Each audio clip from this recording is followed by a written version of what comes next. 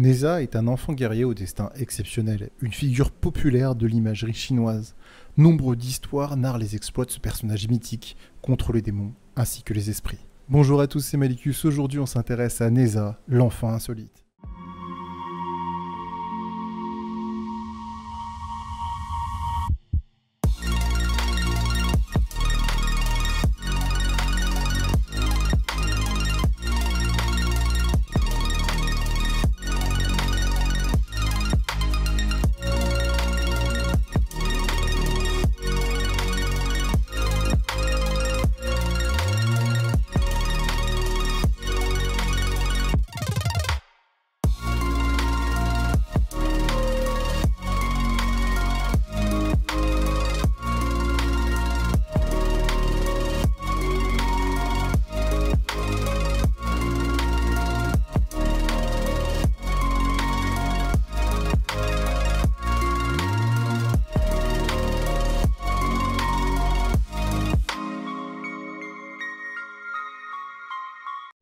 Partie 1, les origines de Neza.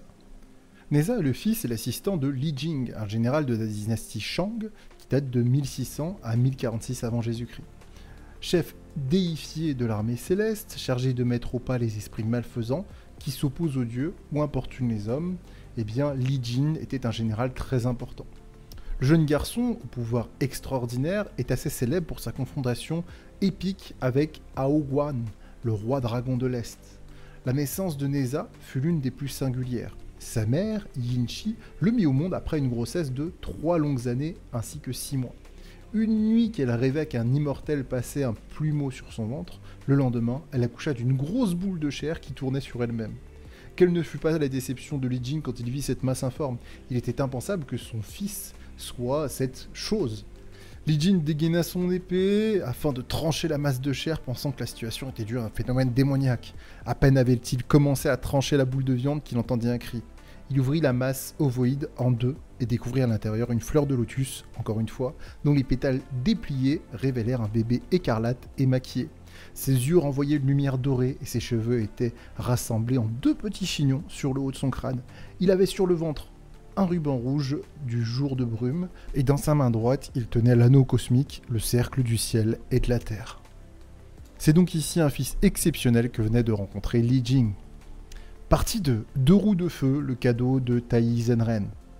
Li Jing et Yinchi ignoraient que leur fils était la réincarnation de Ling Zuzi, l'immortel, venu prêter main forte à Jing Zia, dont la mission était de renverser le roi de la dynastie Shang afin de mettre sur le trône Wu Wang et de créer la dynastie Zhou. En effet, la mythologie est toujours liée plus ou moins à la politique comme on l'a déjà vu. À peine né, Neza parla et marcha comme un enfant de 7 ans. L'immortel Tai Zenren descendit des montagnes où il vivait et demanda à être reçu par le général Li Ying et son épouse Yi Shi afin de voir leur nouveau-né. Le couple accepta bien sûr cette rencontre. L'enfant n'ayant toujours pas de nom, Tai Zenren le prénomma Neza, le 3e, en prenant en compte le nom de ses 2 frères aînés Jinza et Musa. Puis il demanda à ses parents que leur fils devienne son disciple. Li Jing et son épouse acceptèrent rapidement cet honneur, encore plus facilement que le général ainsi que ses 2 fils aînés avaient eux-mêmes été instruits par un immortel. Néanmoins, Tai Zenren fit une prédiction aux parents. Il leur expliqua que leur fils transgresserait 1700 fois l'interdiction de tuer. Une fois cela fait, l'immortel offrit à Neza plusieurs choses. 2 roues de feu dont il se servait pour se déplacer, rapidement, notamment en les glissant sous ses pieds, la version ancestrale de l'overboard si vous préférez, ainsi que la possibilité de se faire pousser 3 têtes et 6 membres supplémentaires. Toujours pratique, on va le voir. Partie 3, Neza affronte le roi dragon. Neza était totalement inconscient des pouvoirs extraordinaires que lui conféraient les instruments magiques.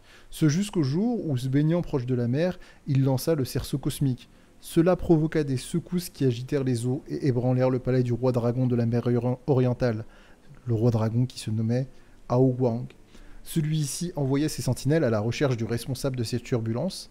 Quand l'un des gardes découvrit le fauteur de troubles était un enfant, il pensa qu'il pourrait l'éliminer sans difficulté, mais Neza le tua d'un unique coup de rouille cosmique. Le roi dragon, furieux, envoya son fils Hao Ping affronter le jeune rebelle.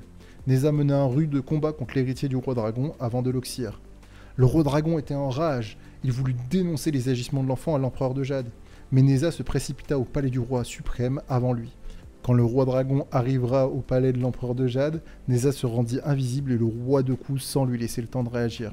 Néanmoins, il décida de lui laisser la vie et conclut le combat par une humiliation.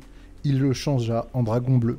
Alors je suis désolé, mais malgré mes recherches, j'ai toujours pas trouvé pourquoi est-ce que le dragon bleu c'était un élément problématique. Donc si vous avez la réponse en commentaire, je la prends sans aucun souci, surtout si vous avez une source à me donner, parce que après mes ouvrages, j'ai pas la réponse. On me dit juste qu'il a été transformé en dragon bleu et que c'est une humiliation, mais on me dit pas pourquoi. Donc je compte sur vous pour une fois pour m'éclairer sur ce point. Pour finir sur Neza, eh bien sachez qu'on retrouve ses aventures espiègles dans la littérature, dans les dessins animés, même dans certains jeux vidéo ou encore certains mangas aujourd'hui.